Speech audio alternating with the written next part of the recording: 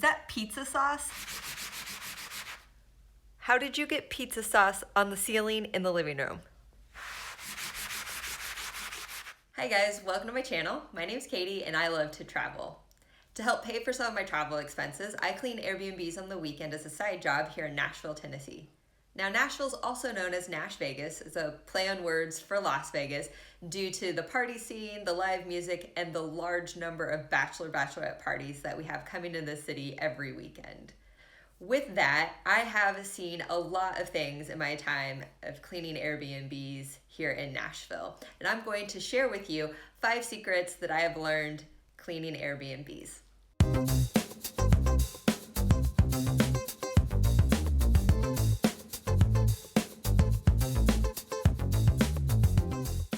The other day, while cleaning an Airbnb, I was listening to a podcast in which they were discussing their most recent Airbnb experience, oddly enough. But they were complaining that the host asked them to pre-clean, is what they called it, before they checked out, meaning their host asked them to run the dishwasher, throw a load of laundry in the washing machine before they checked out. Now, they were complaining that they paid a cleaning fee, so why did they have to clean before the cleaning crew came in to clean? Which does seem kind of redundant. However, the reason why your host would ask you to run the dishwasher or throw a load in the washing machine is because those things take a while to finish their cycle. Often your cleaning crew will finish all the other cleaning and then be waiting on the laundry to finish or the dishes to be done in the dishwasher, and that's wasting time. Especially in high trafficked cities such as Nashville or other large tourist destinations.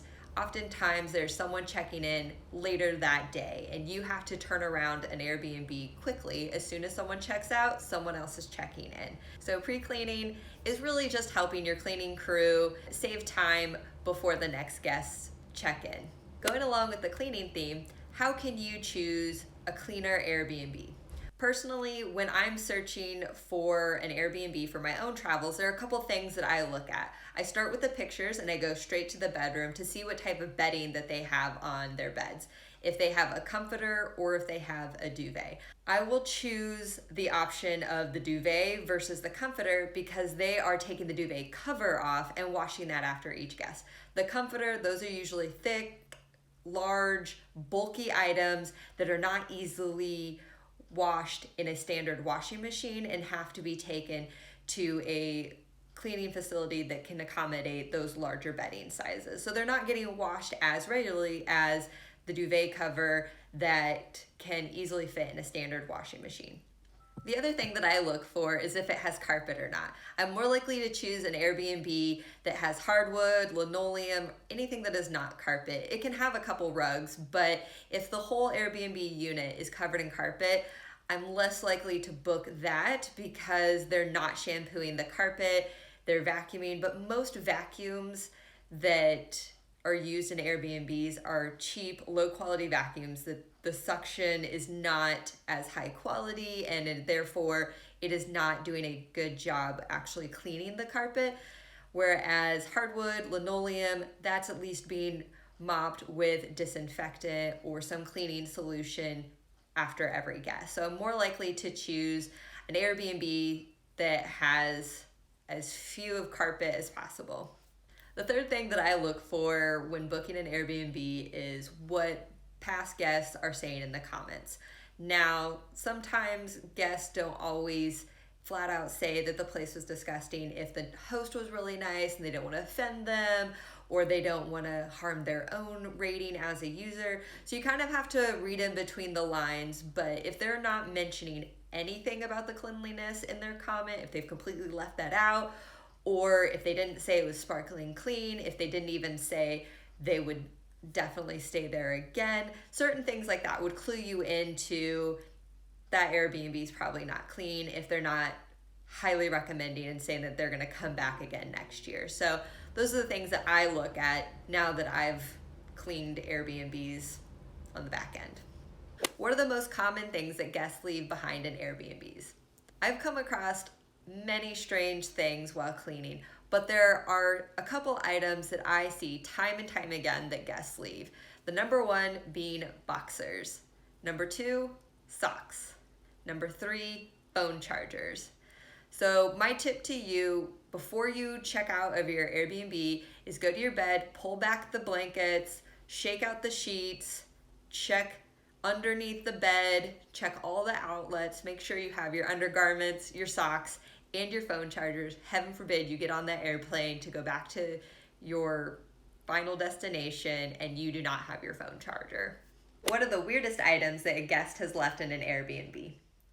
So we've talked about some of the common items that people tend to forget when they check out of an Airbnb, but there are some weird things too.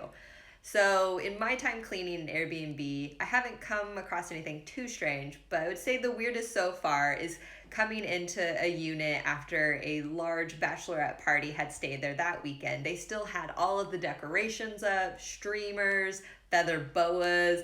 They even had set up in the kitchen a large hangover recovery station. So they had individually wrapped Advil packets, individually wrapped hydration packets, and the bottled water next to it, the snacks, cookies, chips, all of it still set up. So if you're recovering from a hangover, they got you covered, but apparently they didn't use all of it. So I'd say so far that's about the strangest that I've come across. Does the cleaning crew get to keep anything that was left behind? Oftentimes, large parties, such as bachelorette parties, will go grocery shopping for their long weekend.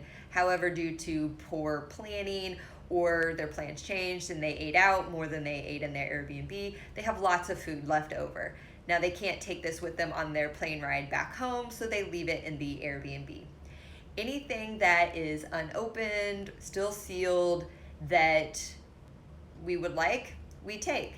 If it's open, used due to sanitary reasons, we throw that out. But if it's unopened, it is fair game, and if there's more than one of us cleaning that unit, then we just divvy up who wants what to take home. So I have come away with lots of cases of beer, bottles of wine, different bags of chips, cookies, even some Advil packets and hydration packets, and lots of bottled water. So there are some benefits to cleaning Airbnbs when you are cleaning after a bachelorette party that over-purchased groceries.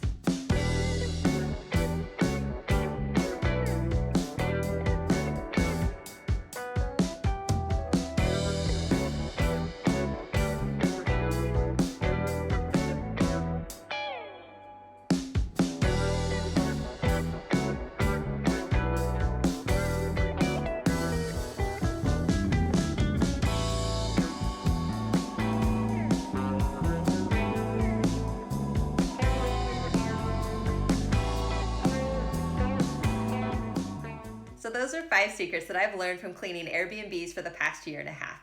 Comment down below if anything surprised or shocked you from this video. If you like this video, then like it, click subscribe so you can be notified of future videos, and I'll see you in the next one. Ciao for now.